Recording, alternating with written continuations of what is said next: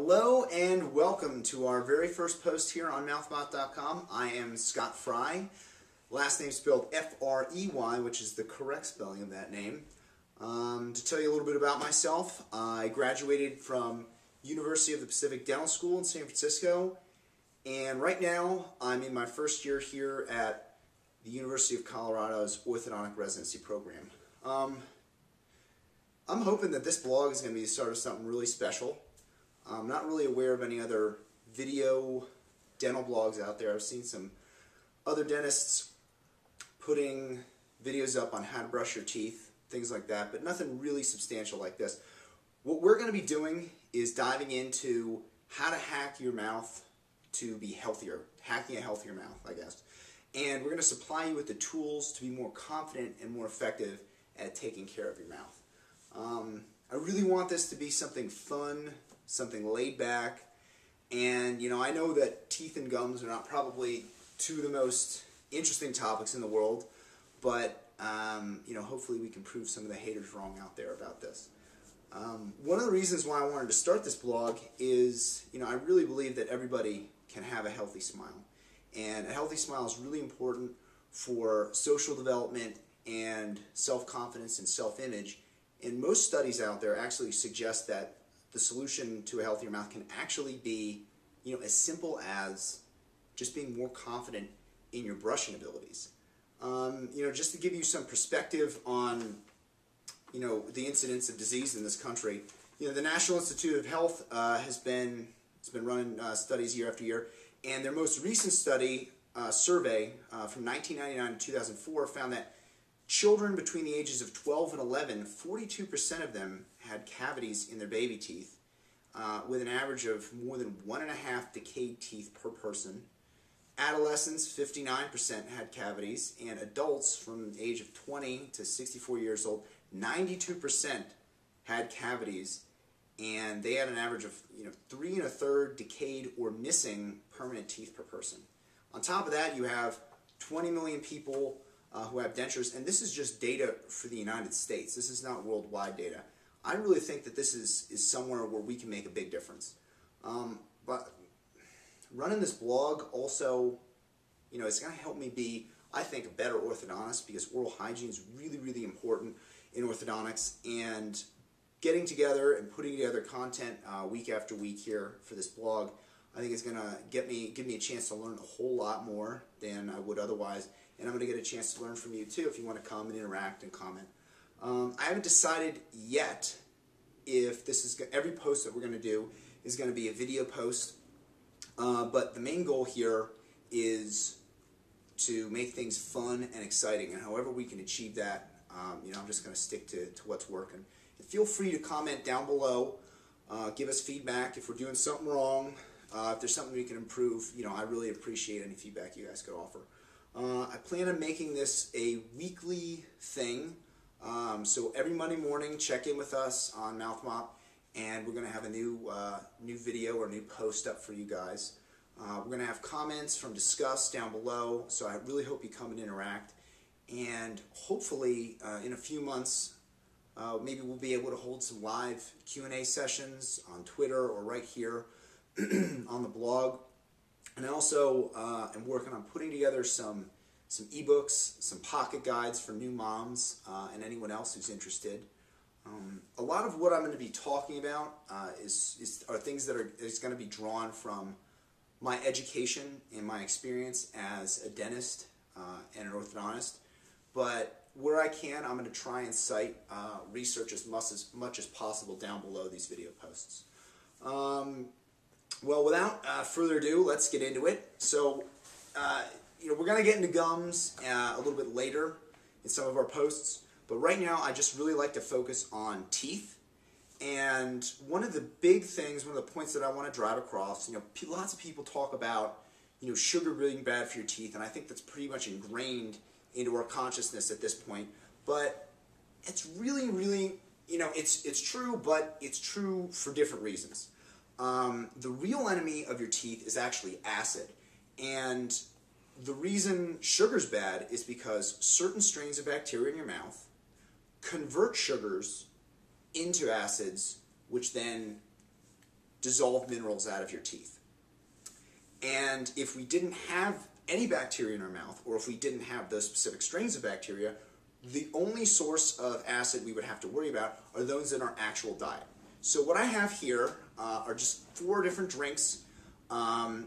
Standard water, mineral water, some nice organic kombucha, Diet Coke, and Gatorade. And you can see that we've already kind of got these open. We tried doing this post a little bit earlier, but we ended up running out of battery on the flip phone. So this is kind of take 2. And just going ahead and looking at what's going to happen with these drinks. I also have some teeth here. We, what is it? Where do we get these? Rocky Mountain Oral Surgery? Yes. Okay. Mm-hmm. Yeah, they were nice enough to go ahead and pull some teeth out and throw them in a little bit of a bleach solution for us. And I also have a pH probe here to go ahead and measure the pH of these different drinks here. And this is just to give you a basic sense of what you're doing to your teeth when you go ahead and consume various things in your diet. This is not totally realistic, I realize that, because your saliva has buffers and things in it, that's going to protect your teeth, but this is just going to give you a general overall sense. So what we're going to do here, I'm just going to go and pop some water into this container here. We get some kombucha in this container. Yeah, you missed it in the first take too. This exploded all over me. It says to shake it, and I guess I did that a little too hard. Maybe I'll throw up a little blooper video down below too. Get the Diet Coke over here. And the just regular standard Gatorade in this cup here. Okay. So these are little Ziploc containers. I'm going to just pick them up at the Target. And what we're going to do, we're going to be going in and doing lots of other cool stuff week to week. But each week, for maybe the next month, we're just going to check in and see how these teeth are doing in each of these solutions. And we're going to check the pH. So we're going to do that right now, just as a starting point. So I'm just going to go ahead and just run this around. Okay, so as you can see, get this up. Our pH for the water is 7.45 for the Fiji water. And for our Gatorade here, wow, that is still going down a little bit. It's just north of 3.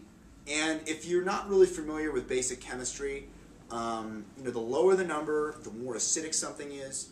And we're just looking at, basically what this pH meter is looking at is the concentration of, hydrogen ions in solution here. Not to get too technical.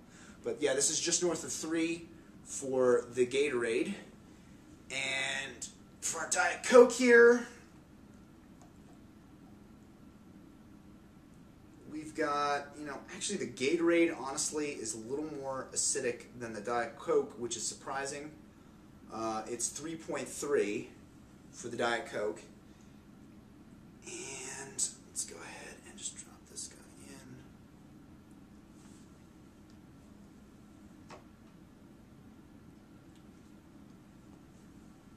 Go ahead.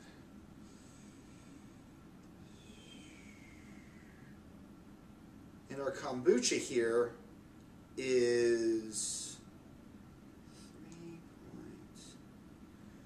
3.1. So, the Diet Coke, the kombucha, and the Gatorade, all about the same. They're all about at a pH of 3.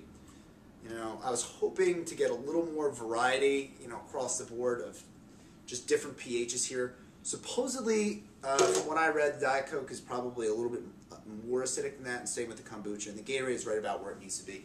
But, this may just be... who knows, just they've been sitting out a little while, so it may be that maybe we're just getting a little bit of inaccuracy here. So I'm just going to pluck some of these teeth out here, and I'm going to pull this one out. Yes, and yes, I'm handling with my hands. These have been disinfected with some bleach, but you can see I guess if we want to just zoom in real quick here, am I at the right level? Mm-hmm. Okay. So you can zoom in here on the tooth, and you can see, you know, it doesn't. We're gonna get. It's gonna be a nice comparison when we're all done. It's got that nice natural color right now. Perfect. You got it? Awesome. All right. So I'm just gonna take this tooth and drop this right in the water as kind of a control. Very scientific, I know. This whole experiment. And let's get these out of here. That's getting a little slippery. We can fish this one out. Okay, and I'm just going to pop this tooth into the Gatorade. And we're going to go get the rest of them in there. It's a little chewed up. Let's see if we can get a better tooth here. Okay. All right. So we're zoomed in here. You can see some of these have fillings in it, but you're going to get probably a pretty noticeable effect on the enamel from these different things. Okay. So this one's going to get dropped in. All right. So all our teeth are into our containers here, and you know, we're just going to check in on these from week to week. You know, I really appreciate this. Share this with your family. Share this with your friends. But, you know, leave a comment down below. Let us know what you think are going to happen to these teeth over the next couple of weeks. And I'll see you next Monday.